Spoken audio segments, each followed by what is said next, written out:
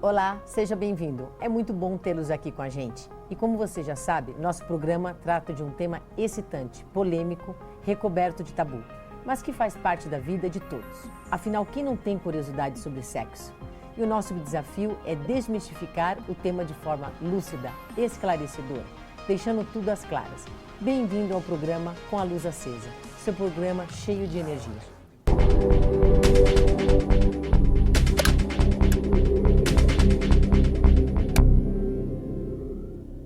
E hoje vamos debater sobre um tema que tem tudo a ver com o nosso dia a dia, mas que ninguém se dá conta. Você em casa sabe o que é um analista de inteligência? Não? Bem-vindo ao quadro Segundas Intenções. Analista de inteligência, de uma forma geral, é aquele profissional apto a coletar, analisar e distribuir informações pertinentes em tempo hábil aos tomadores de decisões. E para nos dar dicas importantes, aqui em nosso estúdio, Francesco Tessitori, que veio direto da Califórnia, dos Estados Unidos, especialmente para nos ajudar e acender uma luz, principalmente se o assunto é a segurança. Não é isso mesmo, Francesco? Com certeza. Obrigada por aceitar o nosso convite. O prazer é meu. Fale um pouquinho, quem é Francesco? Bom, eu nasci em São Paulo, que é a capital. A minha família é de imigrantes italianos e eu cresci parte da minha vida em São José dos Campos. Com 11 anos, meu pai se aposentou, nós fomos para São José dos Campos. Em São José dos Campos eu pratiquei muito esporte, estudei muito, né? E um dos meus grandes objetivos era passar a ser parte do Corpo de Fuzileiros Navais dos Estados Unidos, US Marines. Com 20, 21 anos eu fui para os Estados Unidos e fui à busca dessa meta que eu tinha. E fala um pouquinho do seu trabalho para o pessoal que está em casa nos assistindo. Então, eu comecei, quando eu cheguei nos Estados Unidos, eu me alistei. Fui direto no escritório, né, das Forças Armadas dos Marines, né, que para mim dar uma quebrada, para o pessoal poder entender, tem 4 Forças Armadas, né, a Marinha, o Exército, a Aeronáutica e o Corpo de Fuzileiros. Mesmo que nós temos uma participação dentro do Departamento da Marinha, nós somos um corpo independente. E eu fui direto e falei o que eu preciso para ser um fuzileiro naval.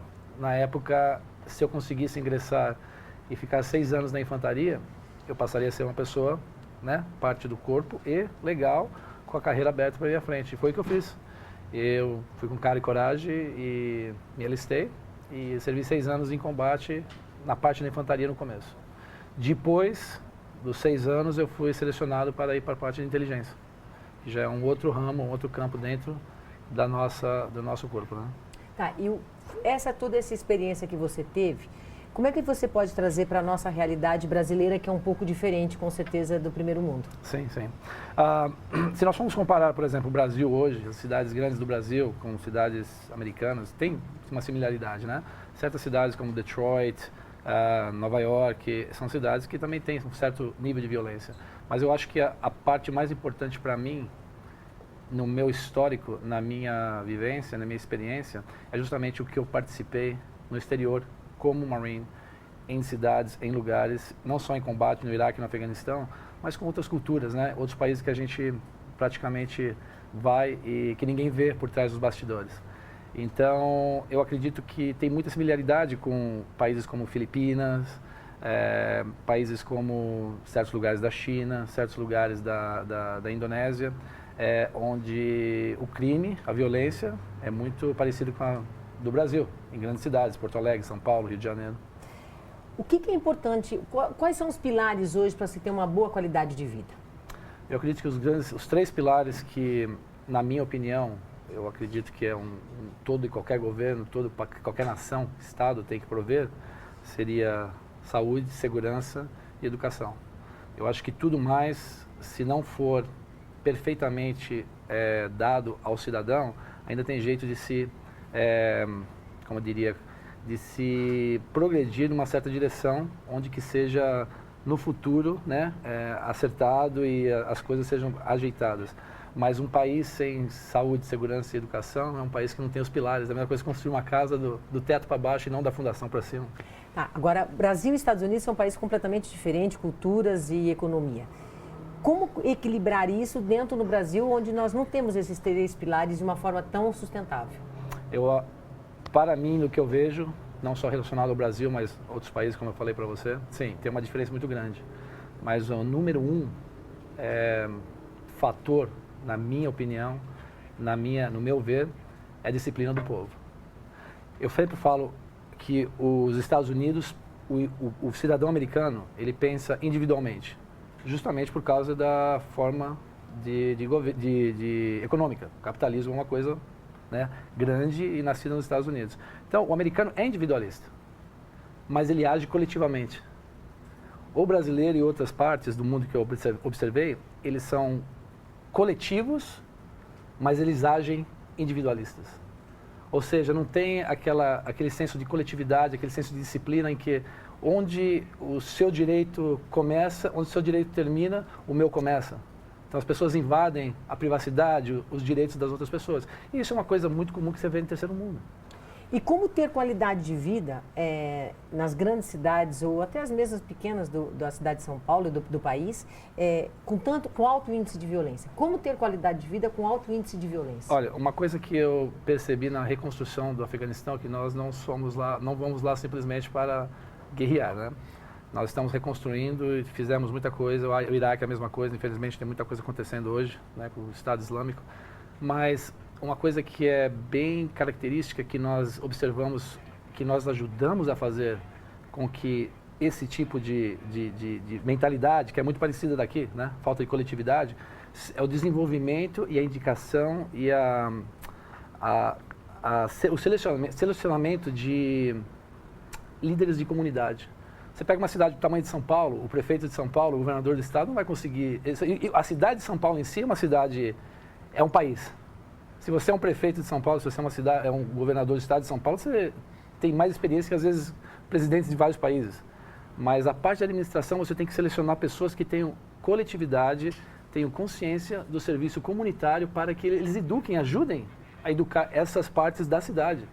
Sem um grupo com serviço comunitário, com serviço de um líder, né? Não um líder focando na presença política, na participação política, mas um líder que esteja preocupado com aquela região dele e fala, poxa, vamos colocar um negócio que aqui seja calmo, que aqui seja seguro, que a população, que meus vizinhos, onde eu cresci, onde meus pais cresceram, meus avós imigraram, onde que possa haver uma coisa que é diferenciada do resto da cidade. Então, acho que se você quebrar a cidade em certos setores, como nós fazemos, e identificamos líderes e damos um pouco de autoridade a esses líderes, mas não autoridade judiciária, nada, mas autoridade de ajudar a população, de educar a população. Então, mas eu vejo assim, hoje nós temos tropas brasileiras no Haiti. E nós estamos numa cidade que nós precisamos cuidar. Então, nós deixamos de cuidar um pouco daqui, dos nossos filhos aqui, para cuidar dos filhos de outros países. Correto. Como é que você vê isso? Bom, o Brasil pertence à ONU, né? Participação na ONU. Isso é uma missão da ONU. Então, se a ONU identifica certos países que têm que participar desse tipo de coisa, é a responsabilidade do país, pelo fato de ser membro da ONU, de executar isso. Mas nós também temos muitos problemas nos Estados Unidos. Nós temos muitas coisas, como eu falei, cidades estão deterioradas. Detroit é uma cidade falida. Depois que saiu a indústria automobilística, Detroit caiu. Muito crime, muita insegurança, muita coisa. Mas temos ainda líderes comunitários. E, infelizmente, é essa parte da coletividade que eu acho que falta aqui. Nós não podemos deixar de fazer coisas no exterior. O Brasil não pode deixar de mandar tropas no Haiti para fazer coisas de recursos, de ações humanitárias, né? Que, praticamente ações humanitárias. Médico, ajudar a tirar pessoas de escombro, ajudar a policiamento da área. Mas e pensar que não podemos também executar coisas aqui, porque as Forças Armadas têm um papel. A polícia... Então, mas aí assim, eu vejo assim, nós estamos deixando de cuidar da nossa população, dos nossos bairros, das nossas pessoas, crianças, idosos, tirando a verba daqui, o dinheiro é um só, Sim. O combustível é um só. Então a gente não cuida do pessoal daqui para cuidar do pessoal de lá, não fica meio contraditório para um pessoal público pobre que nem o nosso? Eu acho que passa a ser uma percepção contraditória. Mas se você quiser alcançar um estágio no palco mundial, você tem que ser capaz de fazer os dois. Tá, e como lidar com essa ansiedade? Por exemplo, eu tenho uma ansiedade grande, meu vizinho tem, o outro tem, está todo mundo atrasado, o tempo correndo. Você viu que é uma loucura. Como é que controla-se uma ansiedade para ter uma melhor qualidade de vida? A ansiedade, veja bem, eu passei muito por isso, né? O negócio de ansiedade em combate é uma coisa natural. O ser humano tem, é uma coisa boa. Ser ansioso é uma coisa boa. É como você modera essa ansiedade. Como diminuir esse tipo de coisa maligna que vai passar a ser, né, benéfica a ser maligna. Toda pessoa ansiosa, toda pessoa que tem uma certa vontade de vencer é ansioso. Busca as coisas, busca as metas, né? Eu acho que o fator é justamente as prioridades no que você dá ao dia a dia. O que é importante para você? O que é importante para sua família? E o que é importante para sua comunidade, para o seu povo, certo? Não adianta você querer também buscar metas que são não possíveis de alcançar e querer comer o elefante numa bocada só. Isso não adianta. Eu acho que as pessoas têm que, para que elas possam diminuir o nível de ansiedade e o nível de euforia, a busca materialista, eles têm que colocar as prioridades principais: saúde, família, pessoas que são importantes na vida deles, amigos. Obviamente todos temos que trabalhar, mas quais são as metas importantes? Dentro dessas metas, uma coisa que eu vou falar para vocês é que eu noto muito na cultura latina em geral, não o brasileiro, mas a cultura latina, o italiano, o francês, a falta de planejamento na vida deles. As pessoas não planejam nada. Isso é verdade. É um improviso Você tá entendendo? total. É um improviso total. E isso afeta a qualidade de vida das pessoas. Se você não tem uma meta, um planejamento, e cada dia você acorda e fala assim, hoje eu tenho que trabalhar, tenho que pegar o ônibus, eu tenho que pegar o metrô. Tudo bem, mas como que eu vou pegar esse ônibus? Que horário que eu vou levantar? Que horas que eu vou para a cama? Qual a minha dieta? Então, se você tem um planejamento, não seria só um planejamento empresarial, mas um planejamento de vida. Onde eu vou, que horas que eu vou, como que eu vou. Um planejamento total, um planejamento de você alcançar a sua meta de chegar ao trabalho é uma obrigação, tudo bem. Mas tem muitas coisas antes que você tem que planejar para chegar naquele trabalho. Não adianta você chegar naquele trabalho estressado e não produzir nada. Entendi. E aí o trânsito, o dia a dia, correria. Estilo de vida, álcool, nicotina, falta de exercício, tudo isso afeta. E aí, de repente, você não produz tudo aquilo que você poderia produzir no seu trabalho. Praticamente você vai produzir 1/3 daquilo que você poderia produzir. Não sei estatísticas aqui, mas com certeza uma porcentagem bem menor daquilo que você poderia produzir se você está com um estilo de vida saudável. E qual é a dica que você dá para o pessoal que está em casa nos assistindo para ter uma melhor qualidade de vida?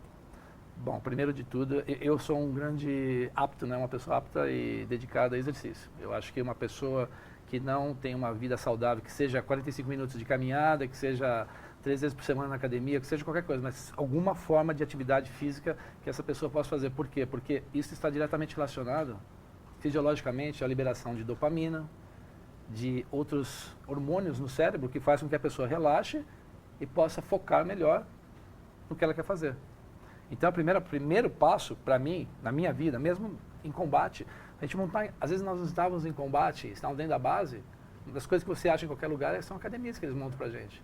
É a forma de nós soltarmos o estresse, de nós podermos focar, voltar ao trabalho e sair para fora para combater. Você participou de alguma guerra? Participei de dois conflitos e 2 vezes em um e 3 vezes no outro. E realmente dentro desses conflitos você conseguia arrumar um espaço e um tempo para fazer exercício? Todos nós temos que fazer isso. Não tem como você viver 2 anos em combate no Iraque, 3 anos em combate no Afeganistão, indo e voltando, com família, com operações, com amigos morrendo, com amigos na sua mão que a vida depende de você, de uma ação sua errada, se você não tiver uma válvula de escape, que na maioria das vezes já foi comprovado, são os exercícios físicos. Nós temos bases fenomenais lá no Afeganistão, no Iraque. E uma das primeiras coisas que a logística fazia para nós é montar academias, montar comidas boas, saudáveis. Quer dizer, tudo isso é o quê? Parte do quê? De um planejamento. Não pode chegar, simplesmente entrar na base e falar assim, beleza, vamos montar como é que se fala em português? As tendas? As tendas. As tendas. E vamos botar os caras lá dentro. Não, tem tudo, porque isso gera uma moral, né? Melhor.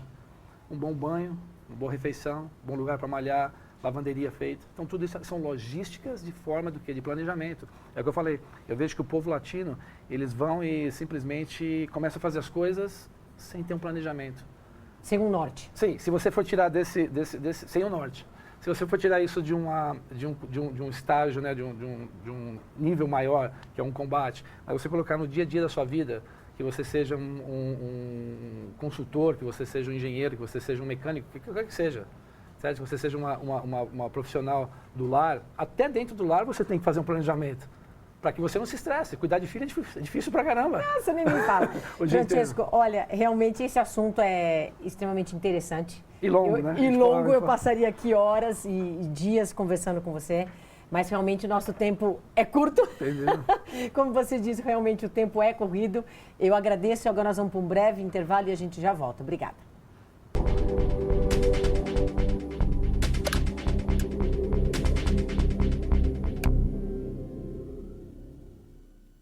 Qualidade de vida, tema amplo, abrangente e necessário. De acordo com os dicionários, qualidade de vida é uma expressão que indica as condições de vida de um ser humano, que envolve várias áreas, entre elas o bem físico, mental, psicológico, emocional e relacionamentos sociais.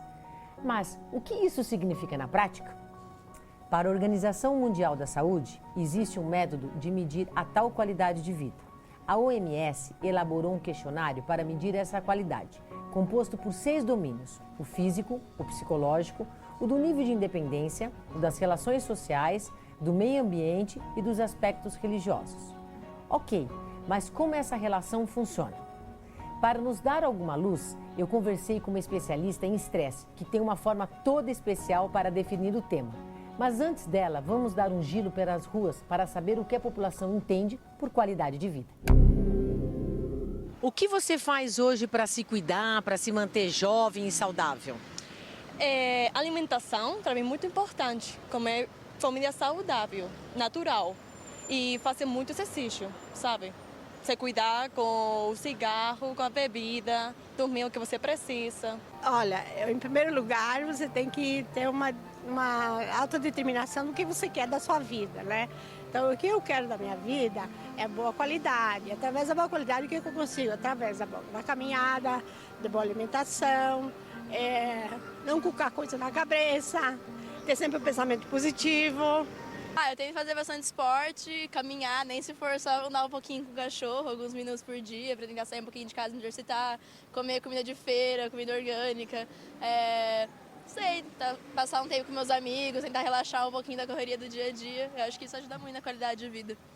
O que você faz para ter uma boa qualidade de vida? Eu tô vendo você de bike aqui.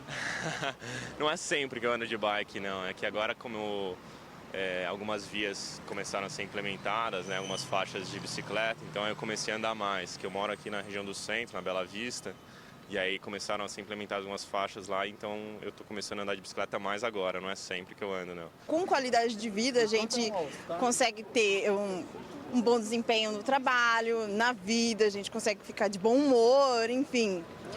Tudo, acho que influencia em tudo na vida da gente. Você acredita que o sexo é importante para uma boa qualidade de vida? É importante, sim. Faz bem para sua saúde mental, para o corpo também, fica mais jovem, você fica mais feliz. Eu acho que é muito importante, essencial, para a pessoa ficar calma, para ter um relacionamento com o parceiro dela, para mim é bem importante. Eu acho que faz parte, né? Eu acho que faz parte da saúde, do bem-estar. Eu acho que está dentro dessa gama de coisas aí que a gente tem que fazer para a gente se sentir bem, né?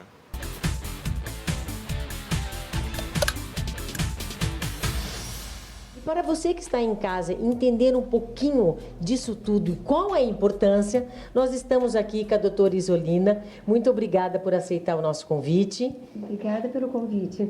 Eu gostaria de entender um pouco o que é qualidade de vida. Muitas pessoas consideram que qualidade de vida é excesso de dinheiro ou ausência de doença. Mas não é isso, é um pouquinho mais, né? Qualidade de vida é um bem-estar que se revela de várias áreas da vida de uma pessoa. Qual a importância do sexo na qualidade de vida? Pois é, o sexo eu acho que garante também uma plenitude, né? Uma plenitude e um bem-estar, né? E a qualidade de vida é isso, é você se sentir plena em várias áreas da sua vida. O sexo, ele vem, acho que, deixar plena a área que se refere ao afeto, a afetividade dela, né? E também há questões, eu acho que mata 2 coelhos numa cajadada só. Você contribui para um bem-estar afetivo, como você também contribui para um bem-estar na área da sua saúde. Porque o sexo, ele praticamente está igual, o benefício, ele traz um benefício tão bom quanto uma boa atividade física. O mundo faz sexo desde que é mundo. E eu vejo que algumas famílias, algumas mães orientam seus filhos, ou muitas vezes não orientam, a respeito da sexualidade. Isso ainda é um tabu? Muitas vezes sim. A gente observa em clínica, Regina, que muitas pessoas ainda tendem a não falar no assunto, como se ainda não tivessem sensibilizadas o suficiente para encarar o sexo, a sexualidade como a coisa mais natural do mundo. Então, sexualidade deveria ser falado como a gente fala de arroz, como a gente fala de feijão, como a gente fala de vestido, como a gente fala de roupa ou de qualquer outro tipo de necessidade. Eu acho que o mundo sofreu, se a gente for olhar, o mundo começou a mudar praticamente de 3, 4, no máximo 5 décadas, E o sexo foi sempre muito reprimido. Ainda não se chegou a um ponto de encarar esse assunto sexualidade de uma forma tão natural. Mas eu acho que a gente está caminhando para isso. Doutora, a senhora disse que nós estamos passando por um momento de transição. Como que um programa de sexo e de relacionamentos podem ajudar as pessoas que estão em casa? Um programa como Com a Luz Acesa, ele vai facilitar num processo de conscientização para todas as pessoas que tiverem acesso a esse tipo de programa, onde ela vai tomar consciência se ela procura ajuda, ela vai a desenvolver um maior respeito por si mesmo e vai também aprender a se respeitar dentro das suas limitações, dentro dos seus valores, dentro das suas crenças e assim se tornar um ser humano muito melhor, mais saudável e com uma autoestima muito mais tranquila e satisfatória. E, consequentemente, ser feliz, Doutora, obrigada pela participação. Obrigada a vocês pelo convite. E você que está em casa deve ter uma curiosidade tremenda. Por que as pessoas fazem sexo? Hoje, em nosso estúdio, convidamos Paulo Ribeiro. Obrigada por ter vindo. Tudo bom, Regina? Obrigado eu. Qual é a sua profissão? Eu sou mestre em microbiologia pela USP, pelo Instituto de Ciências Biomédicas. Mata uma curiosidade para o pessoal que está nos assistindo. Por que as pessoas fazem sexo? Bom, o sexo ele é um meio de reprodução. O meio de reprodução, existem vários meios de reprodução. Os organismos não são eternos. Porém, os genes têm necessidade de ser passados para frente, nos seus descendentes. E o sexo ele foi um dos meios de reprodução. Existe o meio assexuado, que seria sem o sexo, e o meio sexuado, que seria com o sexo. Bom, então quer dizer que eu só faço sexo ou as pessoas só fazem sexo para reproduzir? Não, as pessoas sim, mas não os organismos. Um pesquisador chamado Richard Dawkins, ele deixou bem claro no seu livro Gene Egoísta que na verdade os organismos são máquinas para estar perpetuando o gene. O interesse aqui seria o gene ser passado para frente.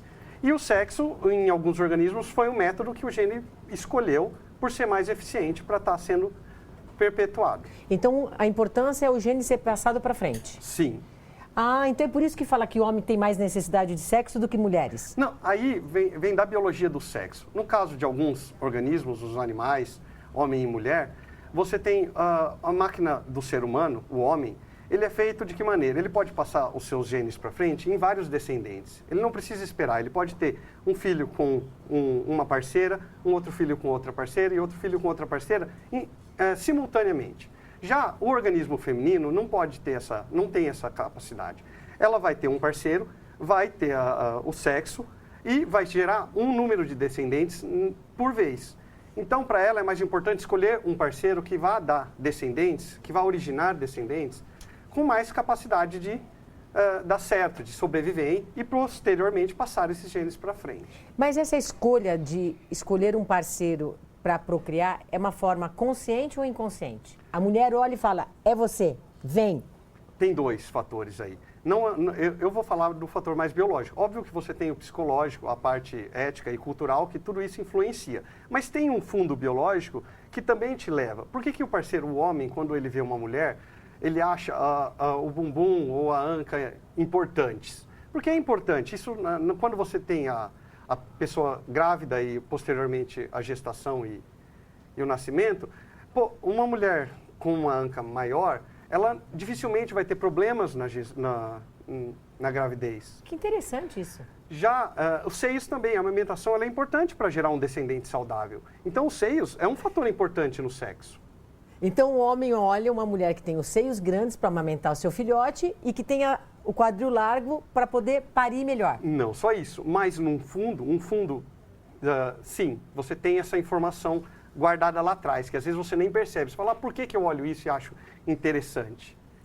E a mulher, como é que ela escolhe o macho? A mulher, já como eu disse, ela não tem vários. Primeiro, ela tem que escolher muito bem, melhor que o homem. A mulher ela tem que escolher melhor que o homem, porque o homem, como eu disse, ele pode gerar vários descendentes. A mulher não, ela vai gerar aquele descendente dela que ela quer que dê certo.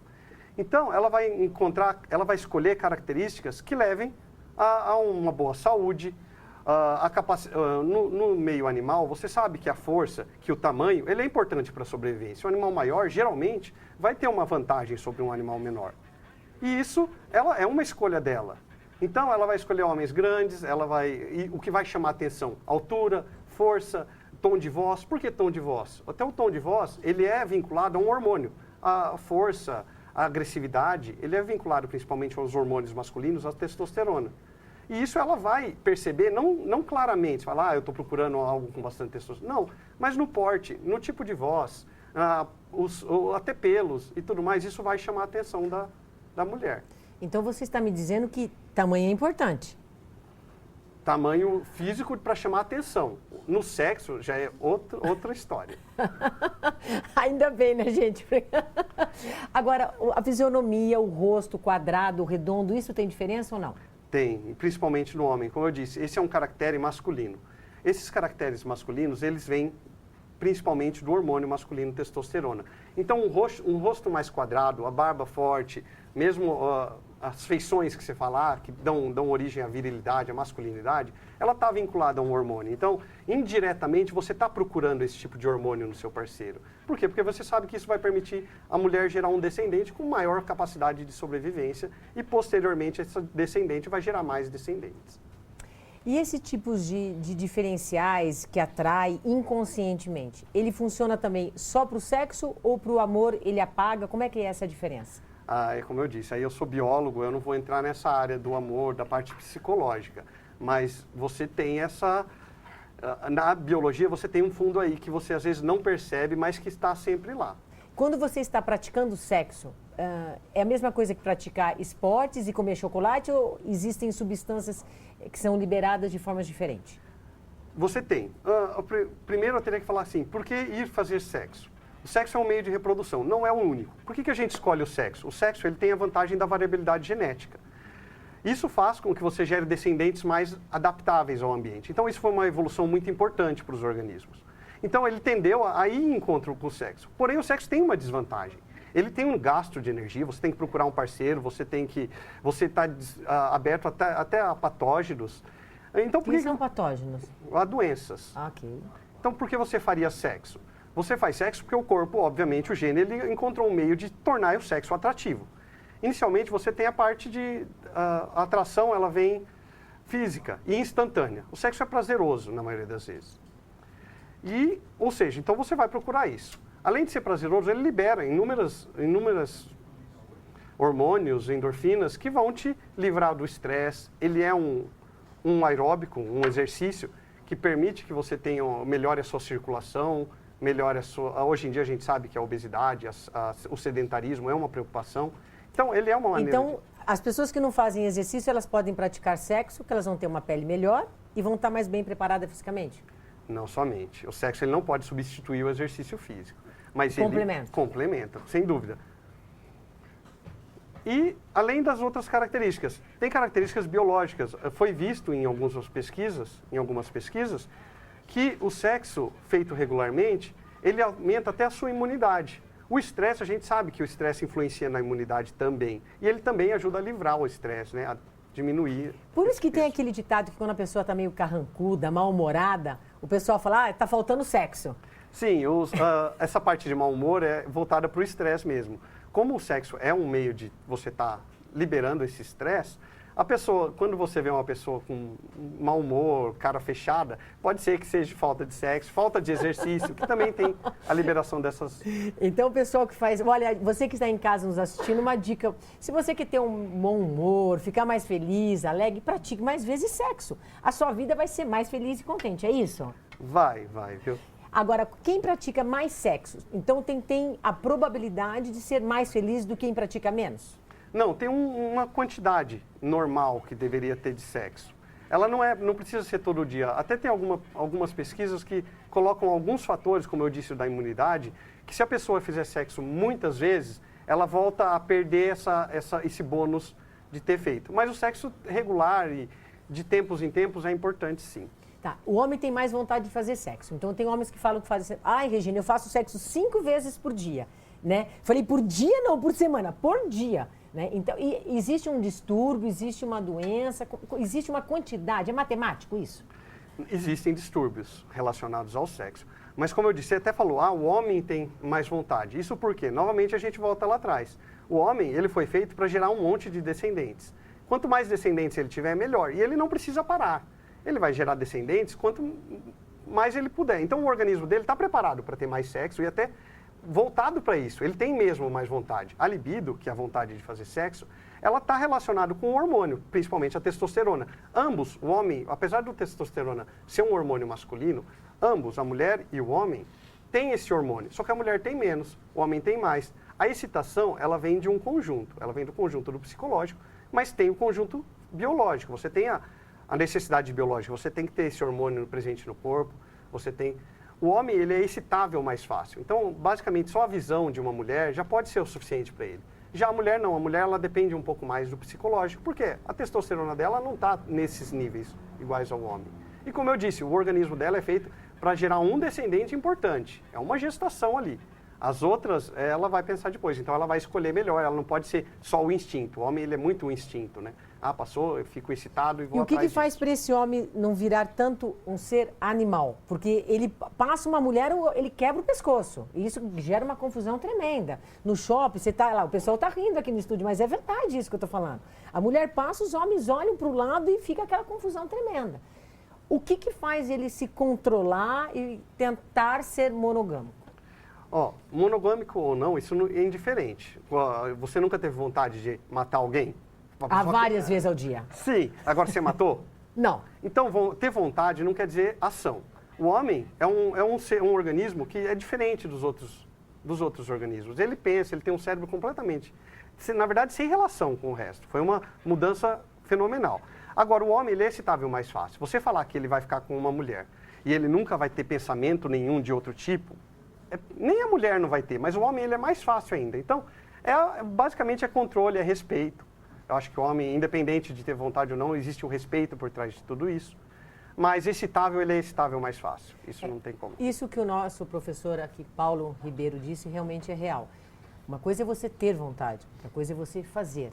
Você tem vontade, às vezes, de matar uma pessoa, você fica irritado, você perde o controle.